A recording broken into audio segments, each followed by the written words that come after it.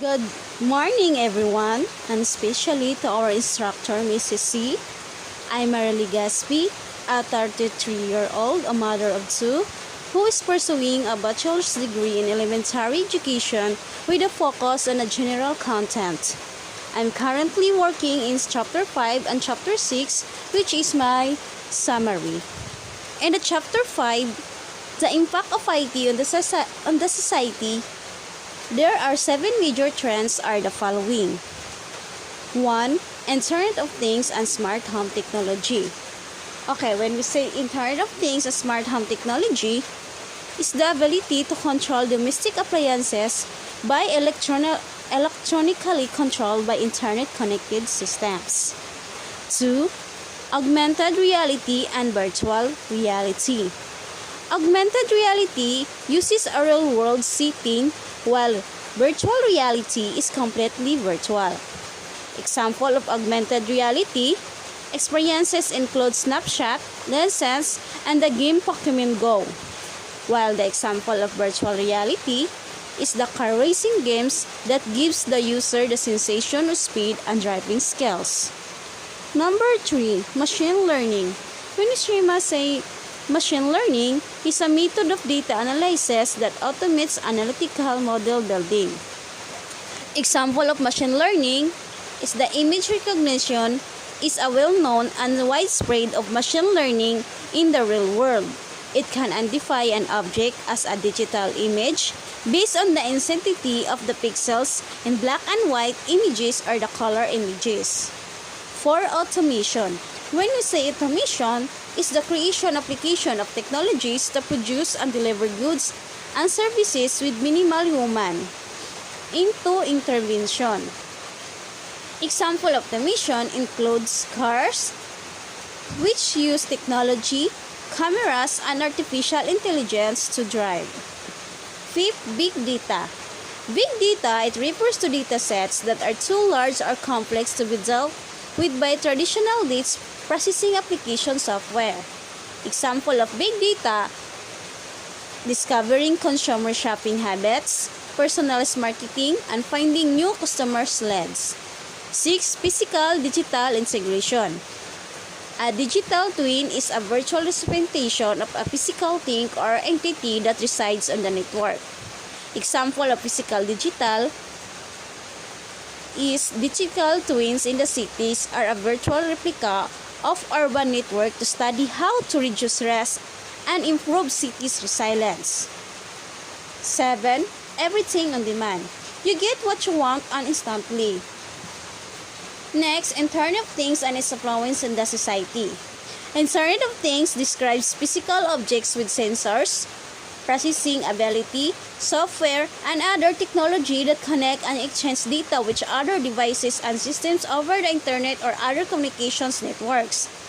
Other positive impact of the Internet Things on citizens' business and governments will be significant, ranging from helping government reduces healthcare costs and improving quality of life to reducing carbon footprints, increasing access to education and safety. Next is the automation's impact on the society. Advantages commonly attributed to automation include higher production rates and increased productivity, improved safety, shorter work weeks for labor, and reduce the factory lead times. IT influence culture and social behavior. Implementation of technology influences the value of society by changing expectations and realities. Other emphasizing technology has created lack of trust among people. Technology can also blame for employment, cultural lag, changes in social institutions. Next is netiquette. Okay, when you say netiquette is a combination of the words Internet of and etiquette. It describes how one should act on online. These are the rules of netiquette. 1. The personal's IT rule. Make sure to put restrictions in accepting friends or followers on the social media. Example, Facebook, Twitter, Instagram. It is not about how many the most of a number of followers or friends. 2. The off-limits rule. Know your limitations when voicing out your opinions on a different subjects. Knowing your limitations can save you from direct consequences later on. 3. The tag. Okay, when you see the tag or IT rule, be careful in tagging someone either in your status posts or photos. You may also restrict someone from tagging you in other posts and photos. Always think of your safety as well as others' personal boundaries. Next is cyberbullying, and identify the steps to combat it. Okay, when we say cyberbullying, is the use of electronic communication to bully a person, typically by sending message of an intimidating or threatening nature. These are the strategies we as educators can employ to prevent cyberbullying in our classrooms. 1. Create digital citizens. 2. Educate yourself. 3. Discuss bullying. 4. Supervise. 5. Teach students it's okay to report abuse. 6. Establish from policies. Last, encourage active student participation in decision making. Last, in the chapter 5 is the professional ethics. Okay, when you say professional ethics, encompass the personal and corporate standards of behavior expected by professionals. Therefore, the word professionalism originally applied to vows of a religious order. The Association of Computing, or SCM, has identified 24 imperatives of personal conduct for IT professional. It conducts many but not all issues on IT professionals are likely to face while using, creating, and implementing ICT. In the section 1, outlines the fundamental ethical considerations, while in section 2, provides additional, more specific consideration and professional conduct.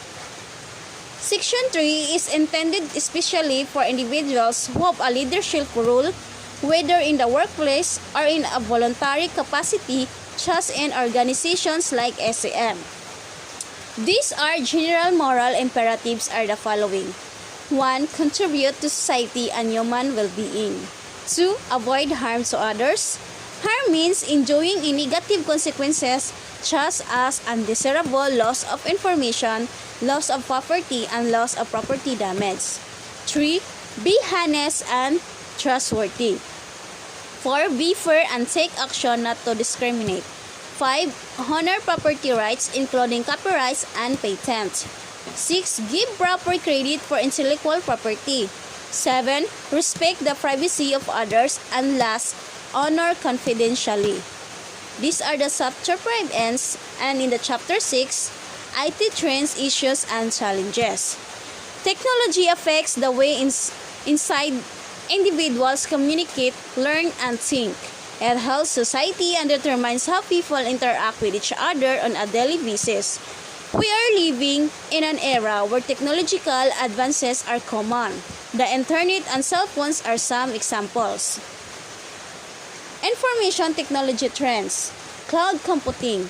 When you say cloud computing, one of the most biggest trends that have emerged during the past year is that of cloud computing, including mobile apps, big data, analytics, automation, artificial intelligence, smart technology, virtual reality, and augmented reality. Issues and challenges in information technology. One of them is virus. Okay, when you say virus, it is a computer program usually hidden within another program that inserts itself into other program or files. A computer virus is a type of malicious software or malware that affects computer and corrupts their data and software. Worm, Slammer, Stuxnet, Tinba are some examples of computer viruses. 2. Worm is a standalone malware that replicates itself in order to spread the other's computer. It almost always causes at least some harm to computer system, such as slowing down the network connection. 3. Trojan. It refers to a malicious program which initially appears to be useful, routine, or interesting in order to persuade a victim instantly to install it. Okay, when you say persuade, to believe or something. 4. Spyware.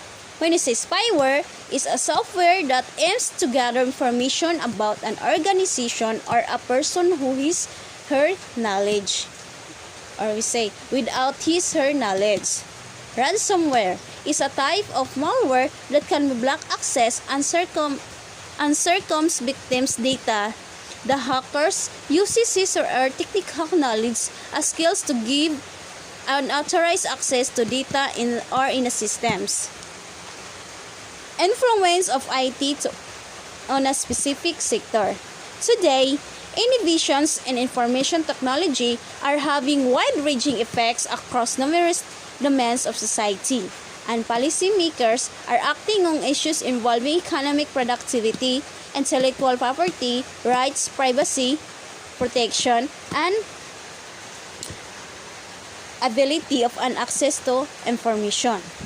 These are my summary of Chapter 5 and Chapter 6 and summaries. Thank you and God bless you all.